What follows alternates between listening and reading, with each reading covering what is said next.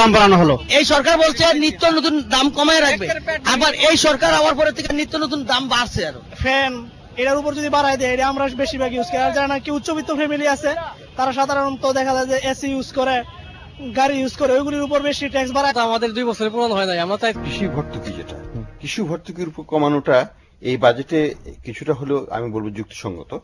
কেন আমি বলছি, কারণ আমাদের কৃষি পণ্যের মূল্য এমন ভাবে বেড়েছে যে সেই ক্ষেত্রে এখন সরকারকে দেখতে হবে যে আমাদের চাষি ভাইরা যদি পণ্য মূল্য এতখানি পেয়ে থাকেন, তাদের এই ভর্তুকির প্রয়োজন আছে কি নাই।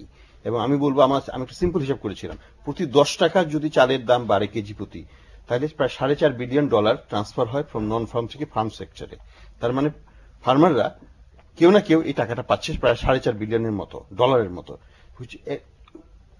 এবং আমাদের তার উপরে সরকার $1 বিলিয়ন মতো সাবসিডি দিয়ে আসছিল। তো তার থেকে প্রায় 25% এবার বছর কমানোর প্রচেষ্টা নেওয়া হচ্ছে। সেটা খুবই দরকার ছিল, কারণ আমরা সবকিছুতেই ভর্তুকি দিয়ে এই বাজেটকে আমরা ম্যানেজ করতে পারবো না। আমাদের যেভাবে ভর্তুকি বেড়ে চলেছে গত 2-3 বছরে, এই আমি যদি আবার একটু আমি পরিষ্কার হতে চাই যে গভর্নমেন্টের। হ্যালো দর্শক, আসসালামু আলাইকুম। আমি ফজলুল হক সাহেবকে একটু প্রশ্ন করতে চাই। জি করুন। আসসালামু আলাইকুম। আমি রাজশাহীতে বলছি। জি প্রশ্ন করুন আপনি। আমি এই যে আমাদের মহাজোট সরকার বলেছিল বাসায় বাসায় চাকরি দিবে, ঘরে ঘরে জায়গা শিল্পায়ন, এবং এই শিল্পায়নের ক্ষেত্রে আমরা যেটা বারবার বলছি যে এই ঘুরে ফিরে ওই জায়গাটায় আমরা আসছি যে দর্শক চাইতে বেসরকারি সেক্টরের উপরই আসলে আনঅফিসিয়াল দায়িত্বটা চলে আসে। এবং এমপ্লয়মেন্টের যদি রেট ধরেন যে বেসরকারি এমপ্লয়মেন্টই অনেক বেশি, এবং গার্মেন্ট সেক্টর আমরা যে সেক্টর প্রতিনিধিত্ব করছি, ইনসিডেন্টালি দিস ইজ মেবি যে ফর্মাল সেক্টরের ভিতরে দ্য লার্জেস্ট মানে এমপ্লয়মেন্ট সেক্টর, যেটা এমপ্লয়মেন্ট জেনারেট করতেছে। তো এবং এটার আন্দোলন আমার মতো অবস্থা ছিল, বড় ধরনের ক্রাইসিস ছিল তখন। কিন্তু গ্যাসের ক্ষেত্রে গতকালকে বাজেট আরেকটি ফোন আছে। বাজেটে ঘাটতি ছিল প্রায় 43 কোটি টাকার মতো, 460 কোটি টাকার মতো।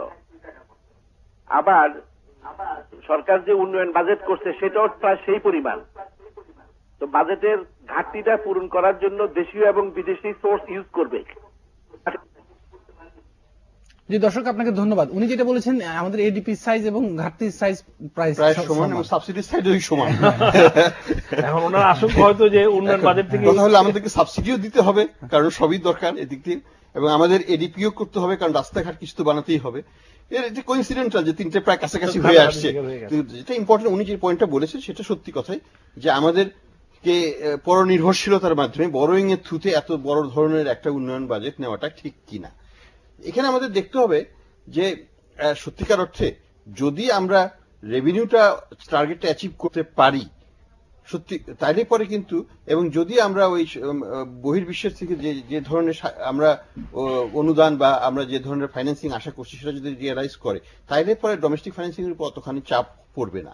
এবং এটাও ঠিক, যদিও মনে হয় যে 460 billion is a lot of money, কিন্তু এটা হচ্ছে জিডিপির 5% আমাদের হচ্ছে ওভারঅল ডেফিসিট।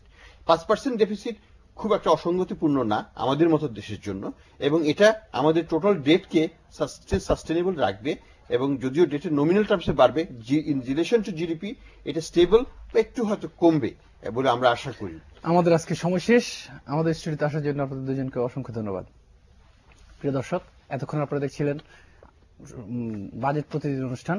কাল ঠিক একই সময়ে অর্থাৎ 5:25 আবার আয়োজন নিয়ে হাজির হব। কালকের বিষয় থাকবে নতুন বাজেটের বিভিন্ন বিষয় নিয়ে। তো ততক্ষণ ভালো থাকুন, সুস্থ থাকুন। আল্লাহ হাফেজ।